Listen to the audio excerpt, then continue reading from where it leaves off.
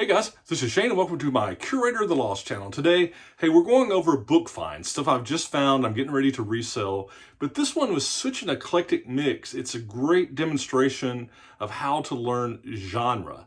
Genre of books to be on the lookout for that to sell things that work for me and that I like to sell and works for me in my stores, both on Amazon and eBay. So I'm going to go through things I've just found, new things, give you some comps, and let's talk about the genre, kind of like training your eye, learning your knowledge of what to focus on to help you, gain profits and to get winners and flip them over for some amazing price.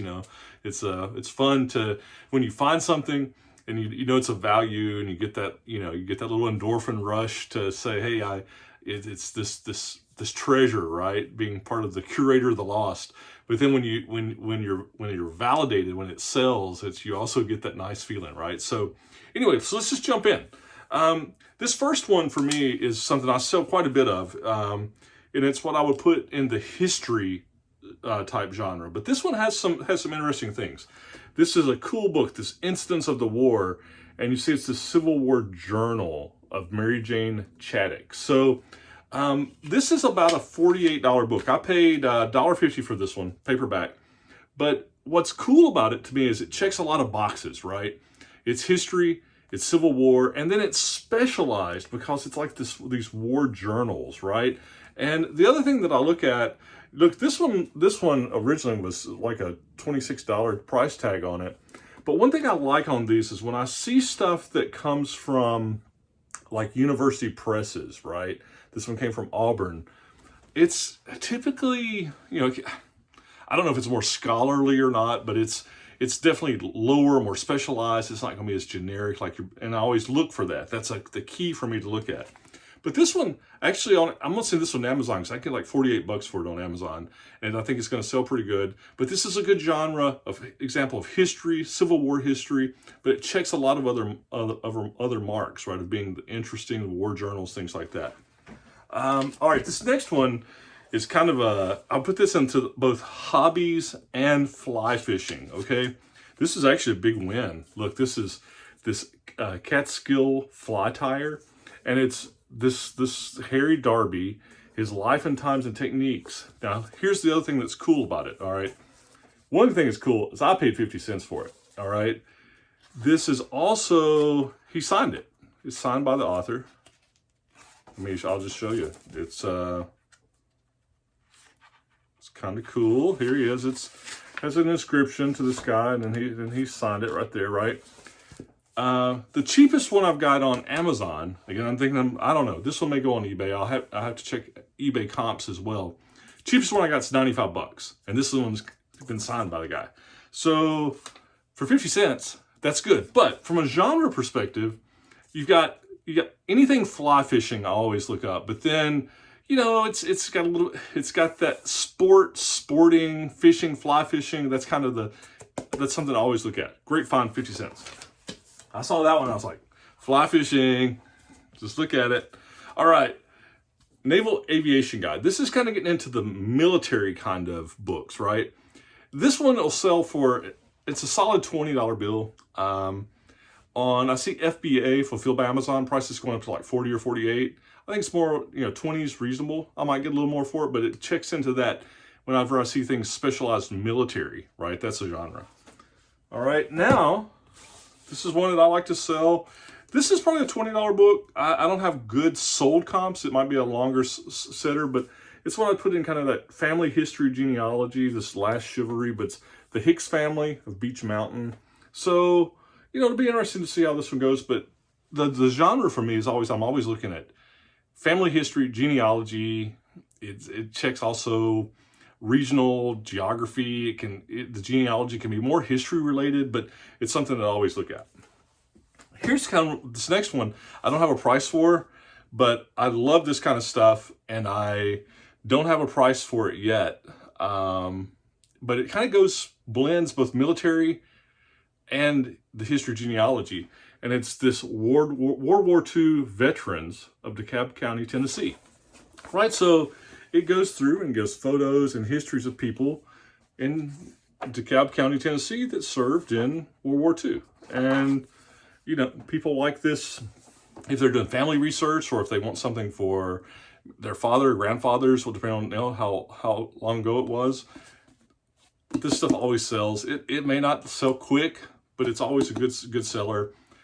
I have no idea yet. I haven't done enough research.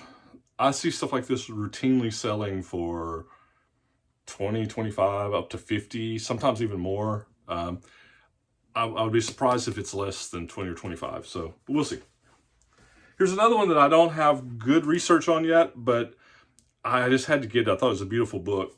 And I'm having some more success on this. I paid, I actually paid $2 for this one, but it's this Leonberg, and this is a German language. And I've been having some success with German language books. And I think it's not just German. You could do this. I mean, I love Germany. I love going to Germany. I've been to Germany 4 or 5 times, and I always love going to Germany. But, you know, this is this history of the city, and it's got poetry, verse, but it's got all of these sketches, right? And, you know, it's just gorgeous. This is something that, for me, you can see inside the map, it's got a map of the town, the region. This is something that, for me, that, even though it's German, it's okay.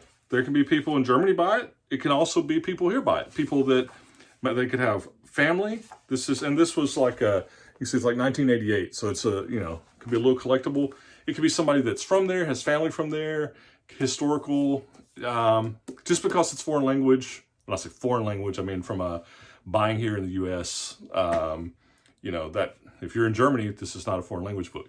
But, you know, here, buying this in North Alabama, you could say in North Alabama that English might be a foreign language as well, right? It's like you're speaking Southernese here, and everybody else in the world is in the country, you know, United States is speaking English.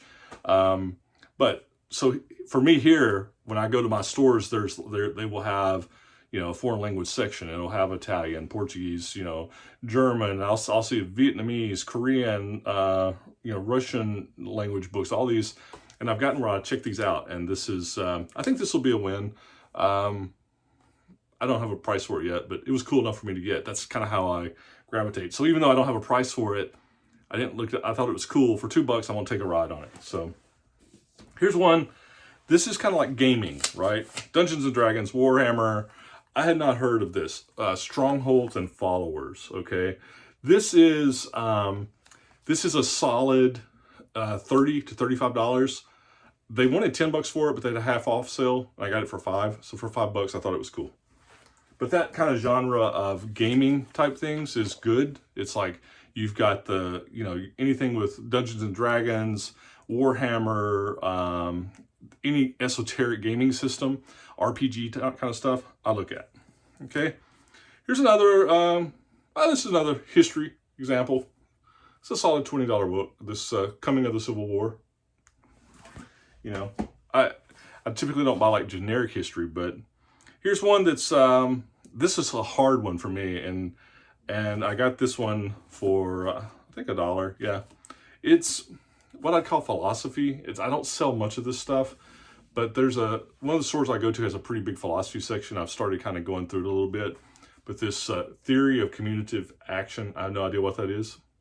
I guess, even here, Volume 2, Life, World, and System, A Critique of Functionalist Reasoning. I read the words, but I still couldn't tell you what it is. I guess I need to read the book. This is a $20, $25 book. This is kind of that special interest philosophy. It's, for me, is hit or miss. It's one of those I'm trying to learn and trying to kind of get my mind around how to, other than just looking them all up, right? How do you know? But, all right, sports, specialized sports.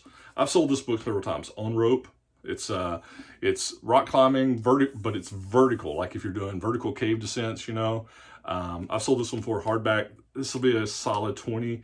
I've sold these for even more. It seems like the market now, they're not quite as, you know, it's on the lower end. I've sold the hardbacks like this a lot of times for even more. But when I get into sports, specialized sporting stuff, that's where I come in. But rock climbing, anything I see books on, like, you know, the rock climbing paths, you know, the guides, you know, the route guides, route guides, you know, I've sold those before. It's a great thing. So rock climbing is something I look at. All right, I can pick this up. It's on fairies and fairy craft. It's a solid $15 to $20 book. This kind of stuff, people like it. You know, this one's interesting. It's got people dressing up. It's got what else has it got? It's got some interesting photography, but fairy craft, fairy stuff, drawing fairies. Always look at it's good. $15 or $20. It's good. All right, this is a cool one. Again, talking about I put this in like the vintage sports. The Open Man, Championship Diary of the Knicks. So, we've got Knicks fans. It's vintage. I didn't know what this was about. So I saw it. I looked it up. And this is a first edition, second print. And I'll show you that. But I've got a sold comp on the first edition for $44. See, it says first edition, but see, it starts with a 2. So I think this is first edition, second print. I've got a first edition sold comp for 44. I think I can get 30 for it. One thing I didn't like, somebody ripped out the price or the name. So it's what we call price clipped in a really tacky way. So I think I can still get $30 for that. All right, technical books. They're hit or miss. You got to just try them. This is a solid, I don't know. This one, I probably will send this in to Amazon. It's got fading on the leaf edge, you know, red that's faded from the sun, right? Cheapest one on Amazon is $50. Fulfilled by Amazon goes up to like $130. I think I do Fulfilled by Amazon. I think I can put this in the middle, 80, 90, 100, and still sell it. It's got decent sell through. It's like one sells maybe like every 3 to 4 weeks. Okay, sometimes it's specialized. This is R.A. Salvatore. You know, the Dritz, it's Dungeons and Dragons, Icewind Dale. You know, he's got these characters. This again falls into some of the nice fiction. I do a lot of nonfiction, but even some of these characters, these can sell for $15 to $20. I got these for $1 each. I think that I can sell these for somewhere around 15 at least. And so whenever I see nice copies of Salvatore's stuff, there's other things that, again, there's some Warhammer, any of the Warhammer 40K books, sometimes the Halos, you know, some of the early TSR stuff, but any kind of, some of these fantasy things, always, when I see them, I always look at them. His stuff usually sells pretty good. And then the last thing I got this week, it's a study guide on pressure boilers. This is solid $30. What I liked about it, I got it for $1, and it was unused. See, there's no writing. They didn't do any writing when they studied. So it's like easy $30. Study guides, manuals. It's another genre I like. So that's it. That's finds for the week with a slant of how to train your eye, your knowledge to remember genre. I don't remember any of these books, well, on rope. Some of these, if I sell them again, it's amazing to me how few books in my experience, that I consistently sell, right? I mean, there's books that I've sold multiple times, but it's probably, it's on the order of the hundreds of books I've sold, and however many, probably, you know, I've sold thousands of books in my book selling fiascos, but you know, I don't sell the same book 100 times. I might have a few books that I've sold 3 or 4 times, you know, but I don't sell the same book like 10 times, 20 times. So what I remember is genre. I know that I sold this book. I remember selling this book in this area, and I learned area. And so I don't worry about, if you sell one enough, yeah, you're going to remember that title or that author. And that's a perfectly good strategy, and it's good to know that. But most importantly is I just learn genre and learn the style of things that I like. And then that guides you to cut the wheat from the chaff, and then you can do your comps while you're at the store. You can do your lookups with your scanner, look it up on eBay, whatever you got to do. I don't scan every book, and I'm not saying there's anything wrong with that. You can do that, and if you do that, you're not going to miss anything, right? But then there's other books that don't have ISBNs, they don't have barcodes, so you got that knowledge, you know, older books. Regardless of what you do, it's all tools in your toolbox. And the whole purpose is not to be right or wrong on how you do it. It's to have the best tools and the best knowledge in your toolbox to maximize your success and your time when you're sourcing and your profit when you sell. So that's what it's all about. And just, you know, again, this is finds, stuff I like to sell, and hopefully some, you know, some learning education, help you train your eyes. So anyway, see cool, buy cool, then list it so you can sell it. And we'll talk to you soon. Bye.